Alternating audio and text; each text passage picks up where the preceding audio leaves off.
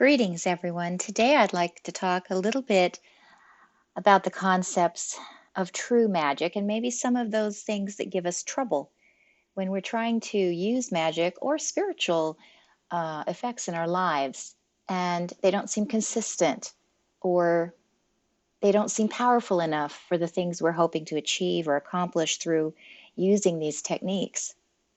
So this is a friendly visit, just kind of sharing ideas with you to see if we can generate between us some more accessible ways to reach our magic and better ways to utilize it. I believe in magic, and when I say magic, I think it incorporates a lot that maybe other people may not realize when they first hear the word. To me, magic is anything that happens as a result of an unseen cause causing a visible or observable effect. So to me, there's magical moments all around that maybe I didn't generate, but for one reason or another, I don't see a direct cause and effect happening. And so I can attribute the thing that I witness as to something beyond my vision, something beyond my ability to see or hear with my five senses. To me, this is magic. Now, another kind of magic, often spelled with a K at the end, that magic has to do with things that we do on purpose in order to bring something about. And this has a long history, of course, and people are familiar with many of the magical and traditional schools. So this involves ritual work, maybe, even if it's mild rituals like folk rituals that have been handed down throughout time. Maybe some superstitions are even tied into that kind of magic, throwing salt over your shoulder or, don't stir your drinks with a knife. The different parts of the world, of course, have different beliefs about how these kinds of things can make something happen beyond our comprehension.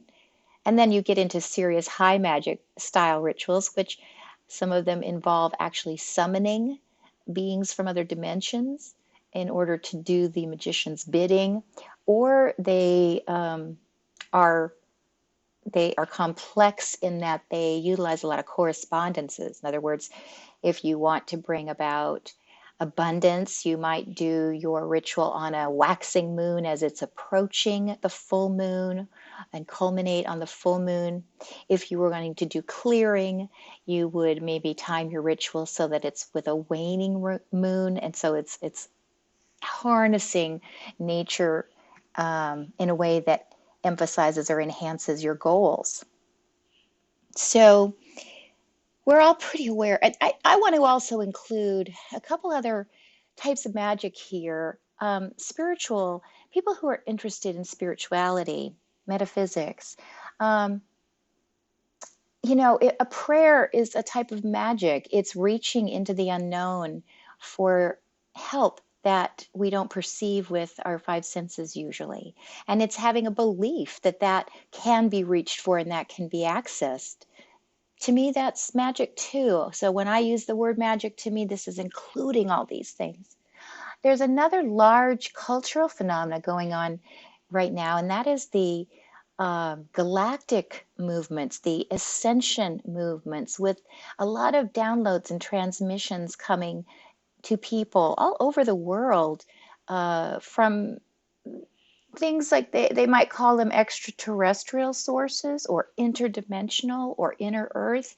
There's a lot of different names for different types of beings that are communicating with people.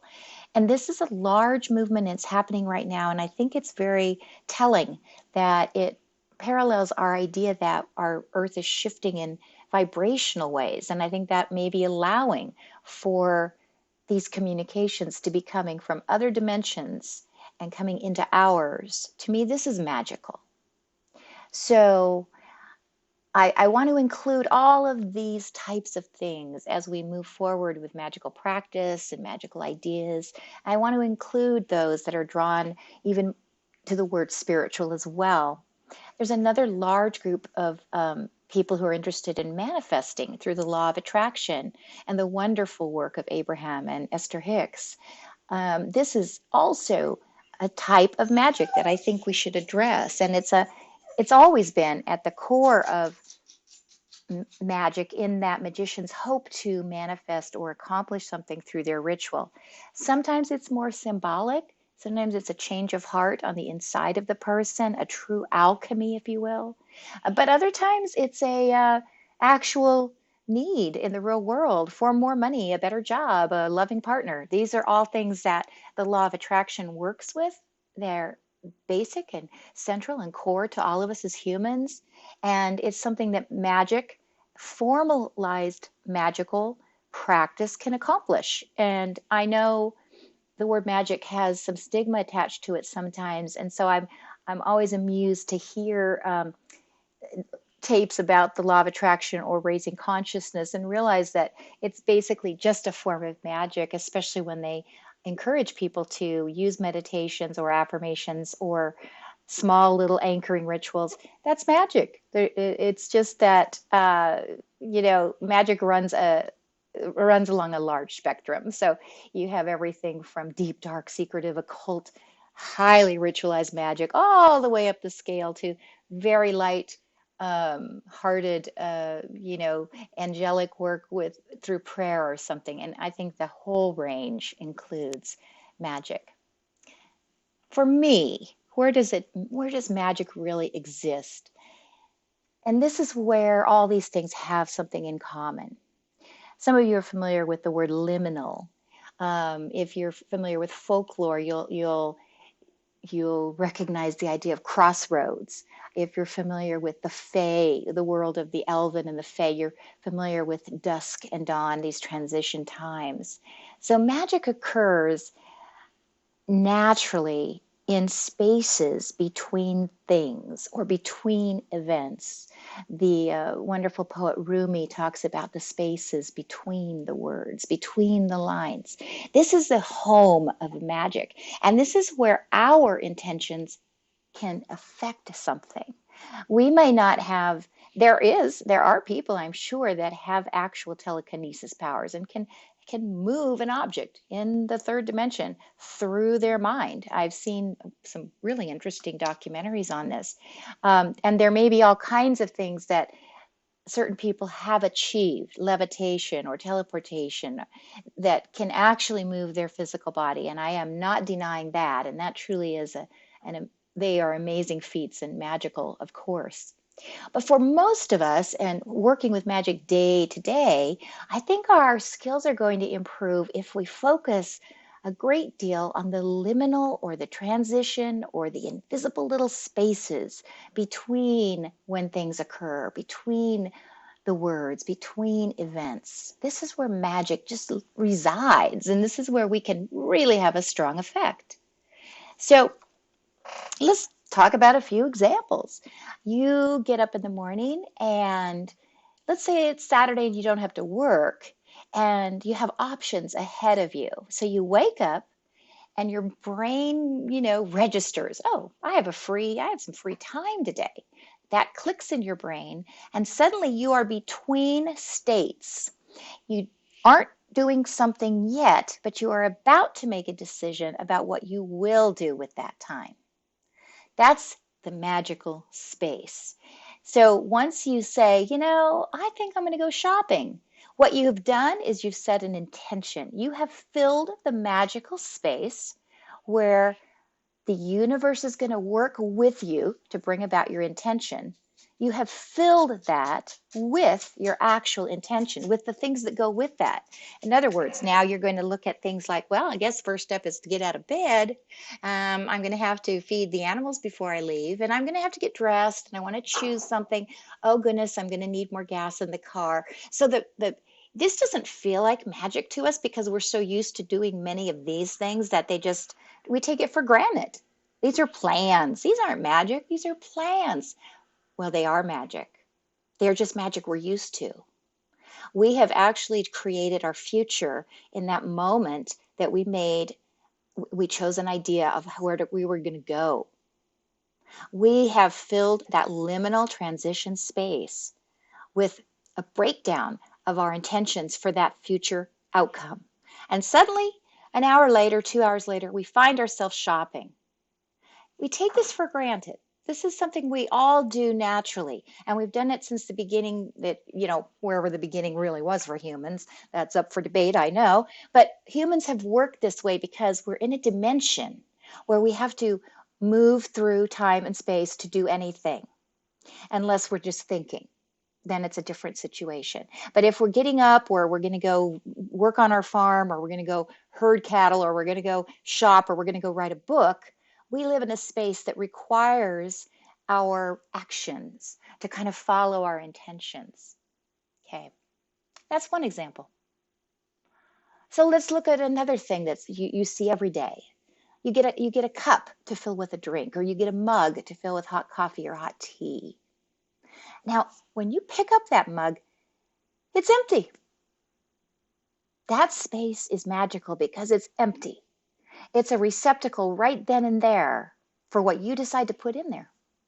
If it's outside, sitting outside, just catching its own whatevers, then you're not even a part of that, right? It's outside and it's catching rain, or it's catching snow, or it's catching sunlight, or it's catching moonlight, all without you. But it is a receptacle. And so it's ready for your decision again about what you're going to put in that receptacle. Where is the magic there? It's between your decision of what's going to go in there and putting it in there. It's also even before that. It's feeling that you're thirsty. It's responding to this need you have. And so you go into your kitchen and you get down a glass to fill with water because you sense a need in your body. You sense an urge to drink something. These are magical moments that we're not aware of. And why do I want to bring this up and stress this? Well, because those are the moments we're going to be working with. That's where we're going to fill our space with some new intentional ideas and make a different kind of magic occur that's a little bit more out of the norm, a little away from the ordinary. And as you get better and better at filling those spaces, you get better and better at watching the outcomes come about. And we also get more in tune with the fine sensitivities and discernments that we need in order to know if we're filling the space the right way, or are we aligned with what we're actually filling the space with. So when you see someone who the world just seems to be on their side, things just go well for them day after day, they're joyful, they're happy, they share their love, what's happening to that person are principles of magic. But they might not see it that way. They may not even have magic in their vocabulary. But that is what's happening, because what's going on in everyone's life, whether it's they walk around in a gloomy sadness all the time, or they don't say much, or they're shy, or they're extrovert, whatever is happening when you observe a person's life is being created by that person, whether they know it or not. So when you have this happy, joyful person, and they always get the job they want, and they end up with a boss that they actually like, and so on and so forth. How's that happening? It's happening because deep down, at some point, they have learned how to align their desires so that they fit in those little channels, in those little liminal spaces that go out from them. And when they fit in there snug and tight, and they feel at home, and they feel comfortable, my goodness, they start attracting other things like themselves to those spaces. And it grows and it grows. And that little initial intention that's fully aligned becomes a nexus for a whole interplanetary system down in that little space. And that collects and attracts and collects and attracts. And pretty soon it comes out on the other end as a part of the outcome that person really wants and really is aligned with, and makes that person feel joyful. And when you start having that happen over and over and over, and there's small things first, of course, and they get bigger and bigger, pretty soon it moves back from the other direction. the outcome itself uses that same channel to send the energy of that cluster of effects that have happened now. That has energy too, and it sends it right back to the person who initially put out the initial intentions. Initial here. All right, so what happens? That feeds the person. It's a reward, it's a feedback system. And when it's truly aligned, it expands. When you have something out of alignment inside that little system, it jolts along and it's a little unsteady and there's backward steps. And when it makes it back to the person, it doesn't feel quite right. And when the person tries to put something out through the channel, it kind of hits some bumps and maybe doesn't ever make it out completely on the other side. So alignment's a key issue here. And it's a central part of all magical work, no matter what kind you are involved with. Subconscious magic, conscious magic, ritual magic, angel magic, extraterrestrial magic, whatever you are involved with, this alignment clears the channels for that magic to occur. So what I'd like to do is start visiting and discussing these things with you so that we can generate more and more ideas on how to strengthen our magic through ordinary means so that we can partake in more complex ritual work or more advanced consciousness or ascension work and be prepared for it and really see the benefits of all this happening in our lives. I think the key here is maybe a lot of daily little exercises, things we do all the time that helps us shift our mentality more and more into these liminal spaces, into these spaces in between, so we get a feel for what works and what doesn't work. Because that's where we're going to place our magic. That's where our energy is going to go. That's where we're going to be creating what we want to create on the other side of that space. So I'm going to just toss out 3 super easy practice examples for us all to use today or tomorrow, the next few days. 1, let's go back to filling our glass or filling our mug with a liquid. And some may call this even mindfulness. It's very close to the same idea there too. This time, when you're going to get a drink of some sort, you're going to fill your glass with juice, or you're going to get a mug with coffee, or you're going to have a chocolate milk or a smoothie, whatever it is. What I want us to do is get the glass out and look at the empty space a minute. And just kind of close our eyes. It doesn't have to take long, just a few seconds. And envision it filled with what we want. What is our desire? Is it for orange juice? Is it for a martini? Is it for chocolate milk? Is it for that green smoothie, knowing about the health benefits? Whatever it is, close your eyes and imagine the space of the cup or the glass filled with your beverage of choice. And let your mind just go there for a few seconds. See it as clearly as you can. Try to even generate the feelings of the taste. Is it cold? Is it a hot liquid? Is it smooth? Is it bitter? Is it sweet? Play with it in your mind. Fill the space up of the glass or the mug with your imagination, with how your mind perceives. This will taste, this will look. Give it color, give it the taste, give it texture. And just spend a few seconds there and see how accurate, how close to the actual beverage your mind can conjure up. That's where the word conjuring comes from. And that's it. That's it. It's kind of an exercise to let yourself dwell in an empty receptacle for a while. And then follow up with putting the actual beverage in the glass. And this time when you sip on that hot tea or you guzzle down that nice cold drink, see if it matches up to the way you envisioned it would be. And try to bring your imagination and your visualization work more in alignment with the real deal, because this is going to strengthen our muscles here. This is going to help us discern the small nuances, the differences in tea to coffee, right? And this is going to help us fill that space with what we want to conjure. Okay, number 2 example that we can use. And we're going to be talking a lot more about creating a magical persona, and this is very powerful magic.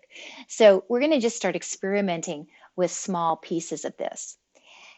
And what I want us to do for this exercise is just pick out an imaginary kind of stock character. Let's say it's a soldier or a wrestler or a swimmer or a beautiful, graceful ballet dancer.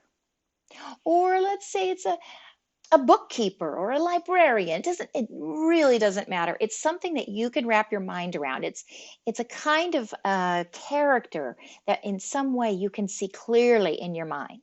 Maybe it's an angry mom. Maybe it's a stubborn dad.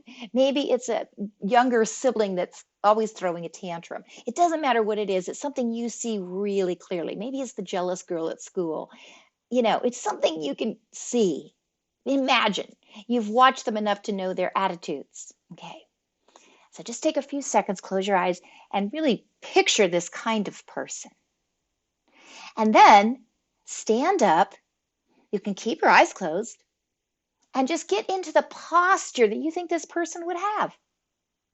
How do they stand? Do they slump? Are they shy and they kind of duck their head down? Or are they really strong and tough and brave and stand up, boy, and they're going to show the world? Right? So, in other words, you just bring this person into you temporarily and be aware of it. Be aware what happens to your body. Did you catch yourself straightening up? Did you catch yourself slouching? Did you feel like you wanted to move and run and punch something? Did you feel like you wanted to cry and fuss and fume? What did the posture do to your feelings? Just play with it for a minute or two. It doesn't take, these don't take long, these little exercises, but they start attuning us to the very small differences in things that we're going to want to be able to fine tune later as we build and create our projects and our manifestations. So the more we practice this, the better we get. Our visualizations get more accurate and better, and our sensitivities to attunement and alignment increase. And the third one for the day helps with manifestation. What you're going to do this time is look down at your hand. It's empty, right? Well, maybe you have something in your hand, but make your hand be empty. Put down whatever you're holding and picture your empty hand. See it. Now, picture something very ordinary in your hand. An apple, an orange, a pencil, a mitten, a glove, a cookie. Picture something, a crystal that you like. Picture something that you can attain. You can reach out for and get. You can walk over and get it, or you can go to a store and get it. It's something you can actually literally put in your hand. You're in control. Now picture that as closely as you can. Now you're going to close your eyes and see that in your hand. See that apple in all its redness, roundness, however you want to picture it. See it sitting in your hand. You can even say, you can picture just before you taste it or just before you bite into it what that apple actually tastes like. You see the pencil or see your cell phone or see the gloves you're holding. Picture it in your hand as clearly as you can. And hang on to that as long as you can. It's hard. I bet most of us can only do about 10 to 11 seconds. But the longer we can start stretching our visualization of that item, the more we can attract it. The more it starts filling up the liminal space between us and the getting of it. So try to stretch. But as soon as it slips, don't worry. If it's 2 seconds and it slips out of your mind, that's okay. We're all going to start somewhere.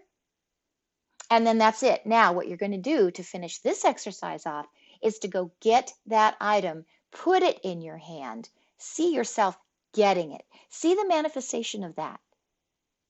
Feel the steps that it took to get there. Was it easy? Was that apple just sitting on your table and all you had to do was get up and pick it up? Or was it a crystal you were admiring in a shop and you had to drive, go get it, and purchase it to see it in your hand? Just be sensitive to the journey that led you to get that item into your hand.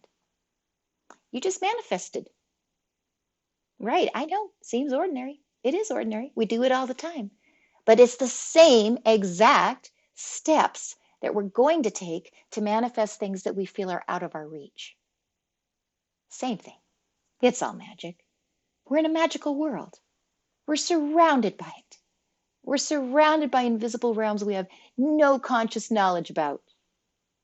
And what we're going to do as we explore more and more about magic and work through exercises is help ourselves reach into the mystical realms, reach into the liminal space, manifest the things we would really love to have and the things we're truly aligned with, as opposed to other people's ideas of what we should have, right? And this is what we can do.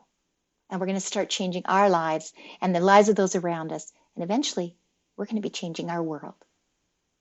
Thank you for taking the time with me today. Let's begin.